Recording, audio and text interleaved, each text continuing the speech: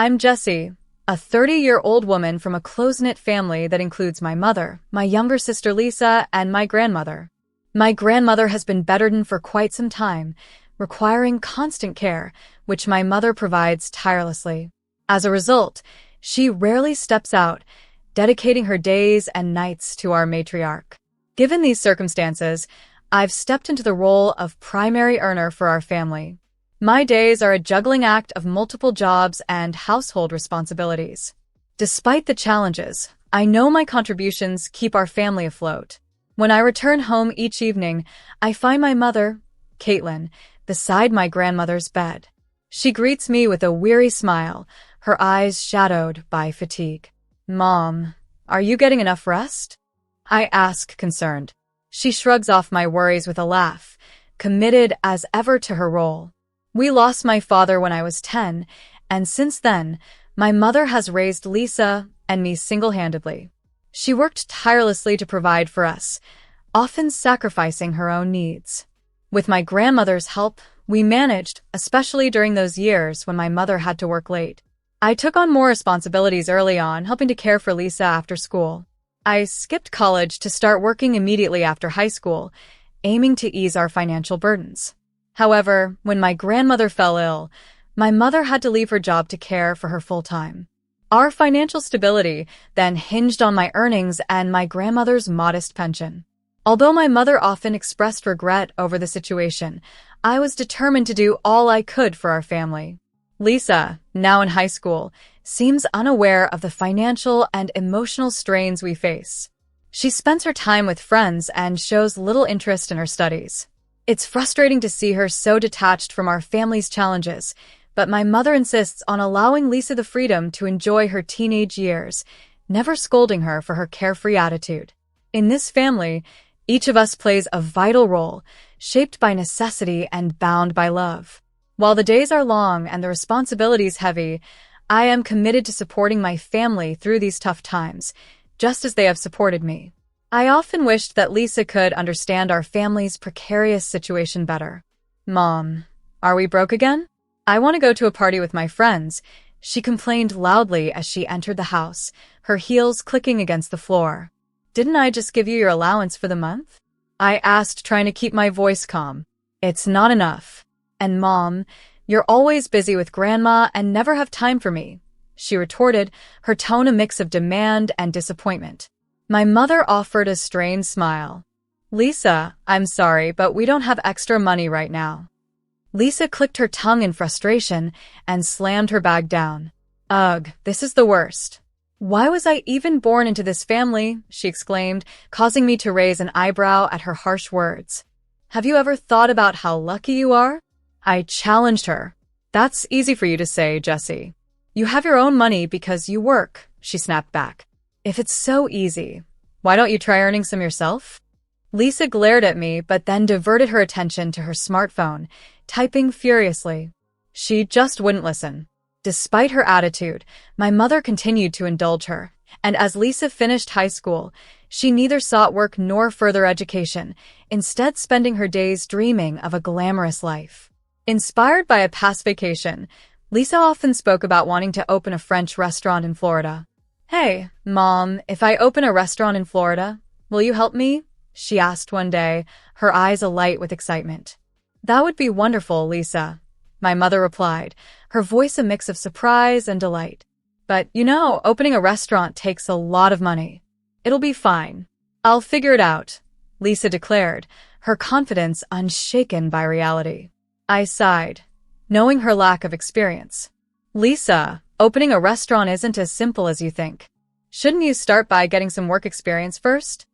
"Oh, Jessie, you don't have any dreams, do you?" Lisa laughed, dismissing my concerns. Dreams? I had never really allowed myself the luxury of having dreams. My focus had always been on supporting our family, but Lisa's dreams seemed so detached from our reality. Then, one night, as I returned home from work in the pitch dark, only illuminated by the sparse streetlights, I noticed several missed calls from Lisa on my phone. A knot formed in my stomach. I called her back immediately, and she answered in a panic. "Jessie, please, I need your help," she pleaded, her voice edged with desperation. In the background, I could hear the buzz of a crowd. Lisa, what's going on? I got into trouble. Please, come pick me up. Lisa's nights out had become frequent, and her drinking had escalated, often leading to trouble. Where are you? In front of the downtown club. Please hurry. Reluctantly, I drove to her location. Upon arrival, I found a few police officers and Lisa sitting on the curb, disheveled with a scratch on her cheek. A man in a suit was speaking with the officers, looking visibly upset. Are you her sister? One of the officers asked as I approached. Yes, what happened? It seems she hassled this gentleman over some drinks, the officer explained, signaling the gravity of the situation with a stern look. What started as a verbal spat quickly escalated when Lisa struck the man. Sighing, I glanced at my sister, who awkwardly looked away, trying to avoid my gaze. No, it's not what you think. I just had too much to drink, she muttered. But you did hit him, didn't you? The officer asked sternly. Yes, I'm sorry, Lisa admitted and was arrested on the spot. When we got home later, my mother was anxiously waiting in the living room. As soon as she saw me alone, she rushed over. Where's Lisa? What happened? Taking a deep breath, I explained as calmly as I could.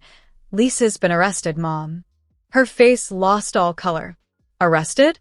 Why? What did she do? She asked, her voice trembling. I told her briefly about the incident. My mother sat down heavily, looking stunned. She's not hurt, is she? She asked after a moment, still in shock. No, she's okay, I reassured her, feeling a heavy weight in my chest. The situation seemed far from resolved. Fortunately, Lisa was released the next day. It was her first offense, and the victim chose not to press charges. The police sternly warned her, but Lisa seemed unfazed, as if the whole ordeal didn't concern her. Make sure this never happens again, they cautioned. At home, Lisa repeated excuses like it wasn't a big deal and she was just unlucky. My mother gently admonished her, please don't do this again, but didn't scold her further.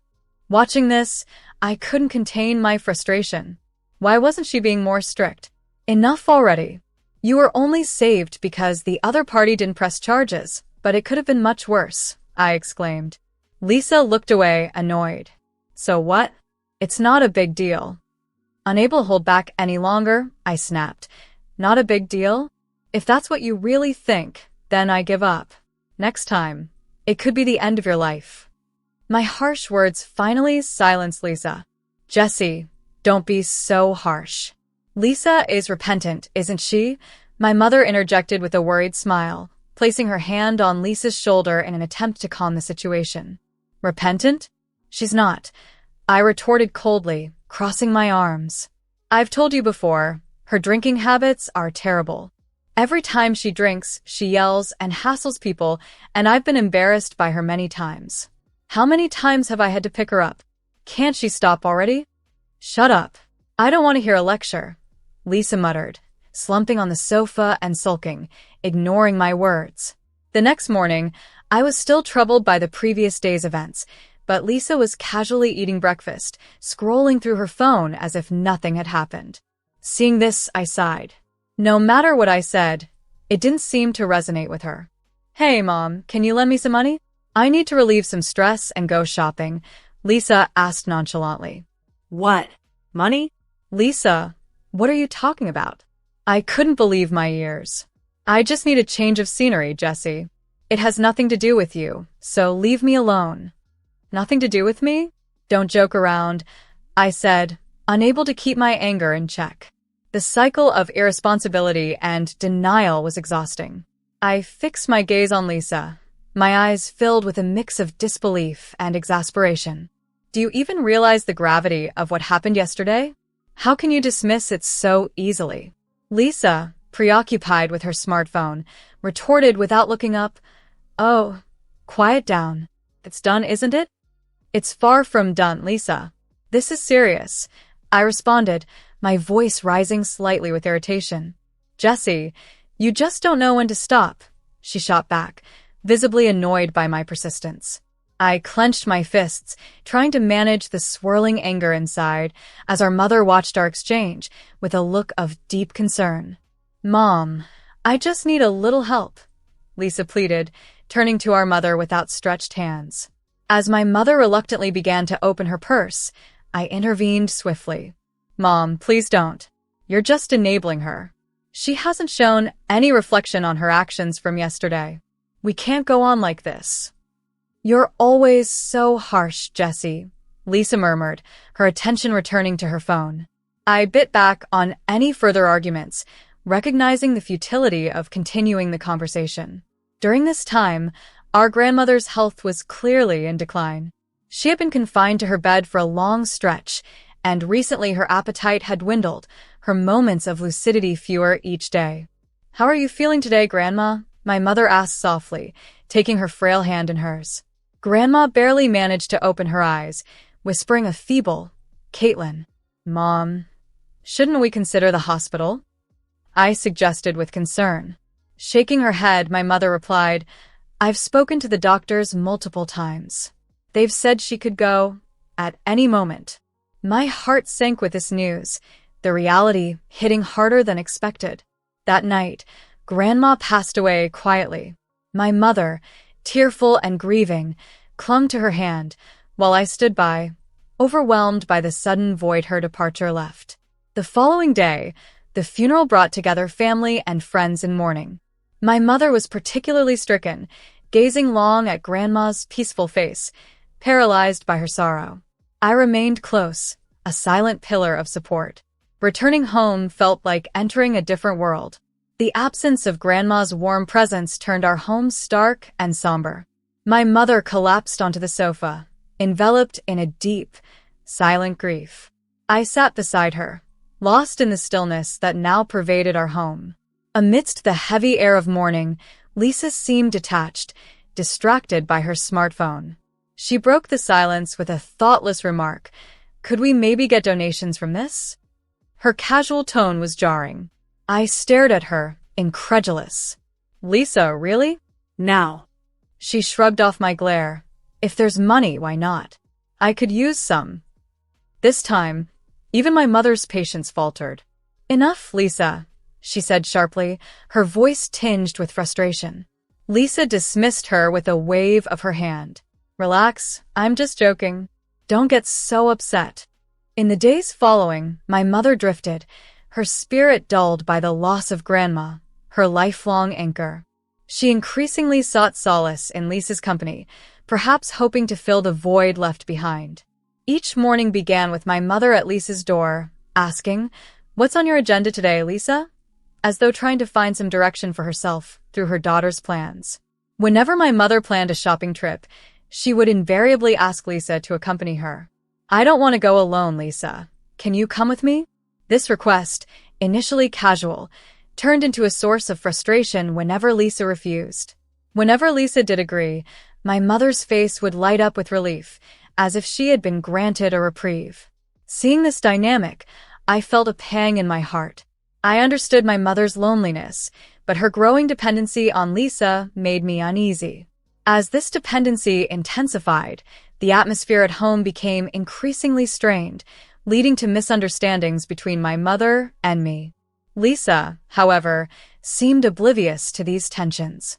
"Hey, Mom, it's time you cheered up," Lisa would say casually, her eyes glued to her smartphone. "Why don't we go to Florida?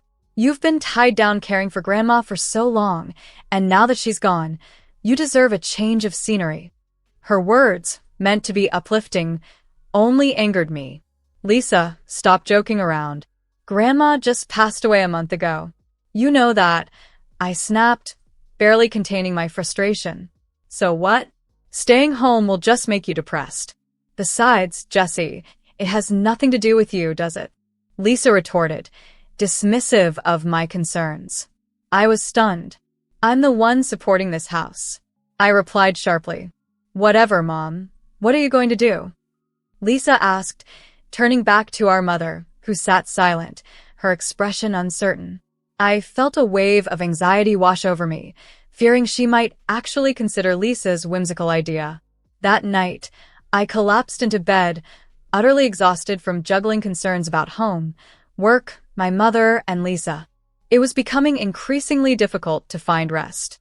3 months after my grandmother's death, As I returned home from work, I was greeted by an eerie silence. Neither my mother's nor Lisa's shoes were at the entrance. A sense of dread settled over me as I entered the living room.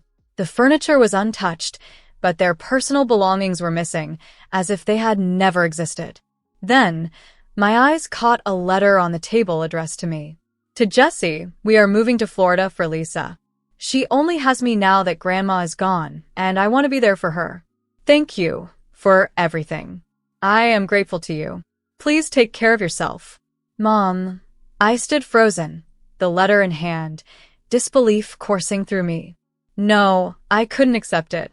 My mother had chosen Lisa over me despite all my efforts to support the family and care for my grandmother.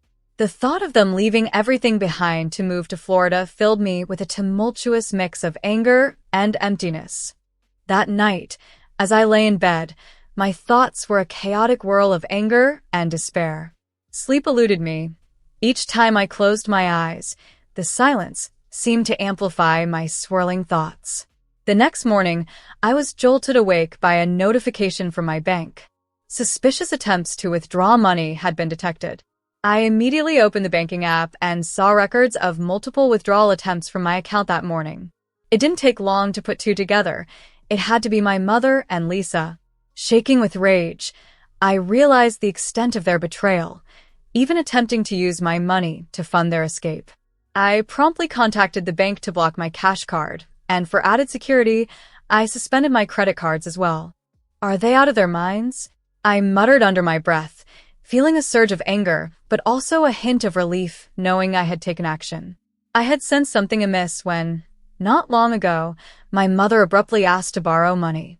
It had seemed strange then, and though reluctant, I had lent her the money without much thought. However, my suspicions had grown when I stumbled upon documents and photographs of properties in Florida spread out on our dining table.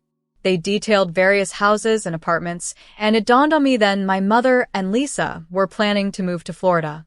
The loan request from my mother suddenly made sense. Perhaps it was meant for this very purpose. Realizing their intentions, I had preemptively changed the settings on my cards to restrict overseas use. If my mother and Lisa were planning to find themselves financially equipped in Florida, they were in for a surprise. As I pondered my next steps, I realized there was no reason for me to stay in this house. Neither Lisa nor my mother seemed to need me. It's time to end this, I resolved. I'll leave this house and start anew. As I packed my belongings, the phone rang. It was my mother. I hesitated, then answered. What do you want? I asked coldly. Well, actually, there's something I need to tell you, Jessie. My mother's voice trembled slightly. I already know about you and Lisa trying to use my money without permission. I replied, my voice calm but firm, holding back the waves of anger. It wasn't supposed to be like this, but Lisa, she just wouldn't listen. My mother said, her words trailing off. So, you betrayed me for Lisa? I pressed, needing clarity. It's not like that. But for Lisa, I thought living in Florida would be best for her dream of opening a French restaurant, she explained, her voice filled with confusion. That's enough, Mom. You're too lenient with Lisa. Have you forgotten how hard I've worked? My voice shook slightly with emotion, but I continued firmly. What do you think I've been working so hard for? I've seen all the attempts to withdraw money. There was a heavy silence before she finally spoke in a small voice. I'm sorry. I'm truly sorry. That doesn't fix this, I said sharply and hung up the phone. Almost immediately, Lisa called. I answered, still irate. Jessie, please help me. I don't have enough money to open the restaurant in Florida. Do something, Lisa pleaded, desperation in her voice. Sort it out yourself. You always rely on Mom and me. How long do you plan to keep acting like a child? If you need money, why don't you get a job? I said harshly, making my stance clear. There was silence on the line before Lisa finally responded. I didn't mean for it to be like this. It's too late for any excuses. This is it for us, I declared, ending the conversation definitively. After hanging up, I told myself, this is the end. As I looked around the now half-empty house, a mix of relief and resolution settled within me. After blocking the contacts of both my mother and sister Lisa, I began the process of leaving the house. As I packed my belongings, feelings of bitterness and betrayal weighed heavily on me. I had dedicated myself tirelessly to my family's needs, only to be exploited in return. It was a painful realization, but it made my decision to sever ties and start anew all the more resolute. Living alone for the first time was initially disconcerting, yet it brought an unexpected peace. I cherished waking up at my leisure, spending evenings indulging in my interests rather than shouldering familial obligations. Freed from the burden of supporting others, I redirected my energy into personal growth. I pursued further education, enrolled in courses for career advancement, and even sought out certifications in fields that had always piqued my interest. Each day felt rich and rewarding, a stark contrast to my previous life constrained by family duties. A few months into my new lifestyle, I received a promotion at work, which came with a substantial salary increase. For the first time, I could save without worry, travel on a whim, and indulge in personal luxuries. Sitting back with a cup of coffee, I relished the realization that this was genuinely my life now, crafted entirely by my own efforts. Curiosity eventually led me to check social media. A part of me was still tethered to the past despite my resolve to move forward. I couldn't help but peek at Lisa's profile, where I discovered a stream of posts depicting her struggles in Florida. "Help, life in Florida is tough. I can't find a job. I don't know what to do anymore," she wrote, her timeline a catalog of desperation. I chuckled softly to myself, seeing how they had floundered without my support. A direct message from Lisa popped up.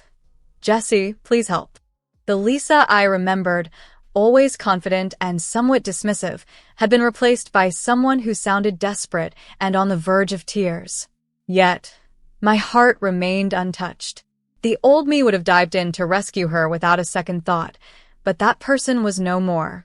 I deleted the message unread and closed the app, feeling a profound sense of relief wash over me. As I set down my phone, I murmured to myself, "They made their bed. Now they must lie in it." Sipping my coffee, I realized how free I felt, unburdened by the responsibility for their well-being. They had chosen their path independently, and now they needed to face the consequences of those choices. I was no longer their safety net, and embracing this new chapter, I felt truly liberated.